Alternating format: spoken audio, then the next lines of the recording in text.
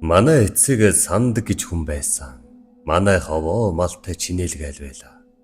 Манай нутагт их шавийн нэг отог манай хошууны айлуудтай зэрэглэн нутгалдаг байсан. 1911 онд богдын хаан ширээнд сууснаас хойш шавьчуудын омог их болоод хошуу айлыг элдвэр хохируулдаг болсон цаг юм.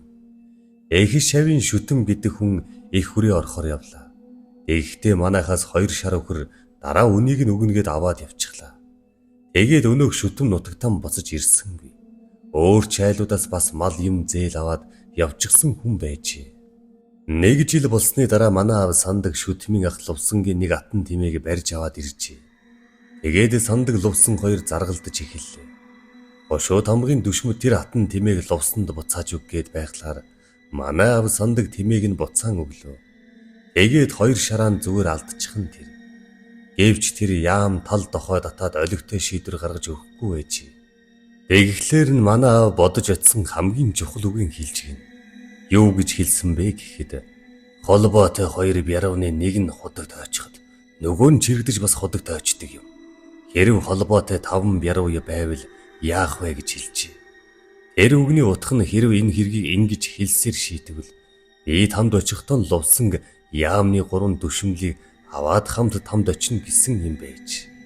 Түүнийг цаадвал нь бас тэгж ойлгожээ. Гэвч тэднэр шийдвэр өгөхгүй дуугүй байгаад байж. Тэгэхээр нь манаа уурлаад яамны гадаа чөдөртэй байсан өөрийн 3 морины чөдрүүдийг тайлж хаяад хөөгөөд явах гэсэн чинь өнөөх морд нь гэр өөдөн биш өөр тишийн зүхтааж гин. Манаа бүр их уурлаж Лувсантай хэрэлдэж зодолдох шахаж гин. Арай хийж ганц хээр морин аваад нөгөө 2 морийг зөнд нь хайчхаад Лувсангийн зоол болгочхоод гертэн харж ирв. Лувсан 2 морийг нь зүгээр авсандаа бас сэтгэл нь ханахгүй. Хэд дээр суудаг Луудсан гэдэг хүнд очиж манай аавд хараал хийлгэжээ. Тэр хараал нь удалгүй бүтэж манай аавын ууц нуруугаар хатах өвчнөд усаад хариугүй өвчтэй хэвддэг боллоо. Бүр хүний гарт оров. Мэргэн шовгор гэдэг алдартай ламаас асуусан чинь манлай дорж задваа гэдэг номыг уншуул гэж айлджээ. Энэ чин хойд насанд зориулсан ном юм. За өөхөх ёстой юм байлгүй гэж аав хэлдэг боллоо. Яах ч арга байдаггүй. Манай аавын бие муудчил байна. Би 10 хэдтэй хүүхэд байсан.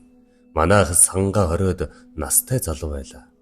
Одоо яах вэ гэд манай ах сангаа ааваас асууж байна. За би Лувсангийн хараалаар өөх ёстой юм байлгүй гэхээс өөрөө аав хэлэхгүй юм.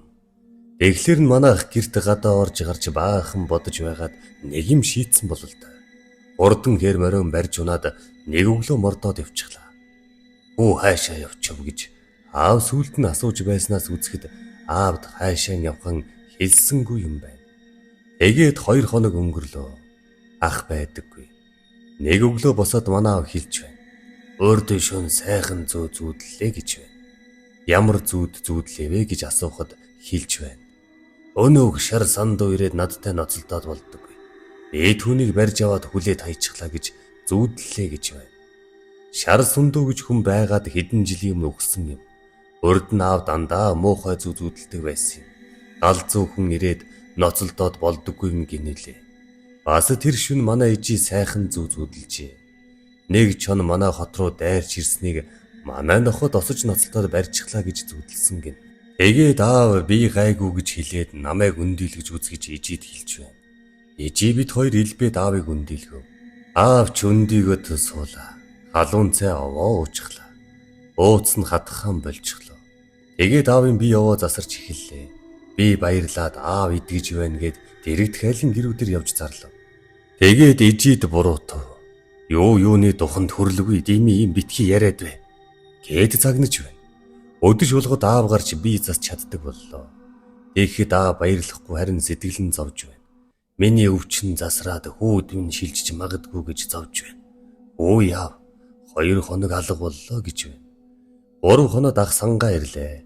Морин хөлөрчихсөн хол явсан бололтой байна. За чи хаагур яваад алга болов гэд аав ижи 2 асууж байна. Тэгсэн чин ах шар удгыныг очиж асуугаад аврал хийлгээд ирсэн юм байна. Шар удган бол надаас 20-од нас ах. Лахмоо жамсрангийн өмнөөс буудаг удганж гэж бараг чойчин шахав хүн.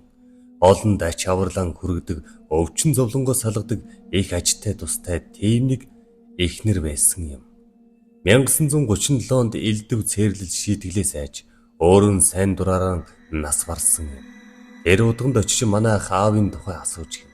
Тэр удганд хэлж гин.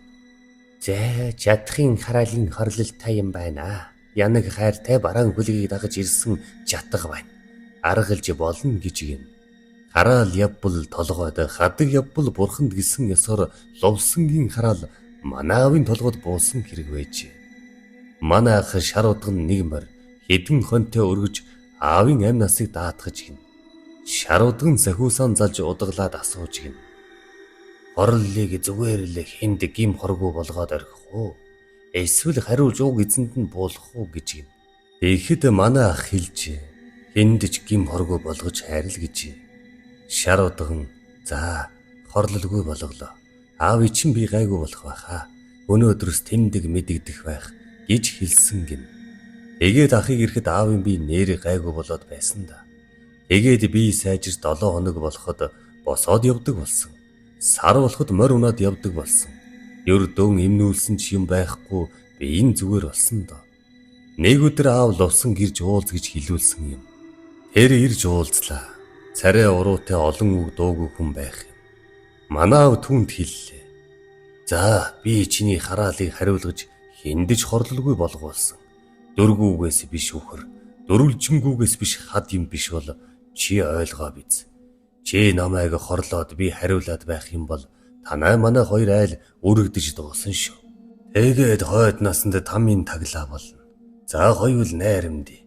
Тэгээд хоёул эвдрээд яах вэ? Эвлий" гэж манай хөөргөн гаргаж тамхилсанд тэрч тамхиллаа. Манай авч ирүүл болж урт удаан наслаад хожим нас орсон да. Өөнөөс хойш би хараал гэж байдаг юм байна. Хараалыг хариулж бас болдог юм байна гэж боддог болсон.